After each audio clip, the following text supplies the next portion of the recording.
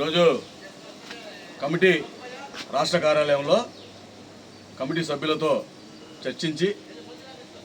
చర్చించిన అనంతరం ఇదే 59వ డివిజన్ ప్రాంతానికి చెందినటువంటి షేక్ నాగుల్ మీరా గారిని ఆజాద్ ముస్లిం కమిటీ 59వ డివిజన్ ఉపాధ్యక్షులుగా ఈరోజు నియమించడం జరిగింది. దాంతోపాటుగా ఇదే డివిజన్కి చెందినటువంటి షేక్ నబీ గారిని కూడా ఈ డివిజన్ ఉపాధ్యక్షులుగా నియమించడం జరిగింది. అలాగే ఇదే డివిజన్కి చెందినటువంటి అంటే 59వ డివిజన్కి సంబంధించి ఆజాద్ ముస్లిం కమిటీ డివిజన్ సహాయ కార్యదర్శిగా షేక్ రబ్బానీ గారిని కూడా నియమించడం జరిగింది. ప్రతి ఒక్కరిని కూడా 10 మందికి సేవ చేయగలిగినటువంటి మనస్తత్వం కలిగిన వారందరినీ కూడా ఈరోజు కమిటీలో తీసుకుంటాం జరుగుతుంది. వారందరికీ కూడా వచ్చిన వారందరికీ నాగుల్ మీరా గారికి, నబీ గారికి, అలాగే రబ్బానీ గారికి హృదయపూర్వక ధన్యవాదాలు తెలియజేస్తూ చేసేటువంటి సేవా కార్యక్రమాల్లో మీరు కూడా భాగస్వాములు అవ్వాలని, ముస్లిం మైనార్టీల మీద ఏదైనా బీజేపీ పార్టీ కానీ వేరే ఏదైనా కానీ మన మీద కానీ మన ఇస్లామిక్ దాని మీద కానీ ఏదైనా చేసినప్పుడు మనందరం కూడా పోరాటం చేయాల్సినటువంటి అవసరం ఉంది. దాంతోపాటుగా మన ముస్లిం మైనార్టీలకు సంబంధించినటువంటి సమస్యలు ఎక్కడొచ్చినా కూడా ఆ సమస్యల మీద కూడా పోరాటం చేసి స్థానిక ప్రజాప్రతినిధులకి వారికి వినతిపత్రాలు అందజేసి దాని ద్వారా సమస్య పరిష్కారమే ధ్యేయంగా పనిచేయాల్సినటువంటి అవసరం ఎంతైనా ఉంది.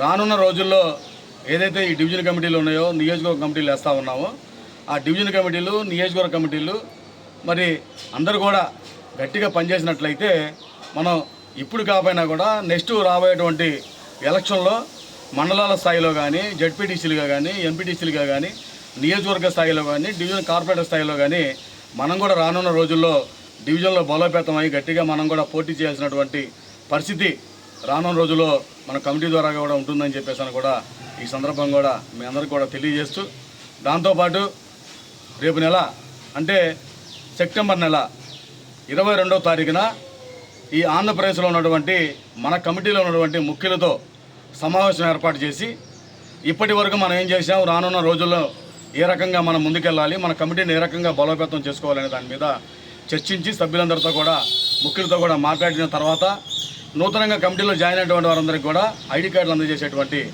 కార్యక్రమం కూడా ఆ రోజు ఉంటుంది. దాంతో కూడా అంటే గెట్ టుగెదర్ లాగా వాళ్ళందరూ కూడా ఒక్కొక్కరు పరిచయం చేసినటువంటి కార్యక్రమం కూడా ఆ రోజు ఉంటుందని చెప్పేసి కూడా తెలియజేస్తూ 9వ నెలలో సమావేశం 22వ తారీఖుకి, అలాగే 10వ నెలలో ఒక పేద ముస్లిం మహిళకి తోపుడు బండి అందజేసేటువంటి కార్యక్రమం ఉంది. దాంతోపాటు మరి 11వ నెల సంబంధించినటువంటి మైలవరం నియోజకవర్గం వైఎస్ఆర్ కాలనీ జక్కంపూడి ప్రాంతానికి సంబంధించినటువంటి రహీం గారు అని చెప్పి వికలాంగ సోదరుడు ఉన్నాడు. ఆ సోదరుడికి ఆ ప్రాంతంలో ఉన్నటువంటి బాషి కానీ, సైదా కానీ మన దృష్టి తీసుకురావడం కూడా జరిగింది.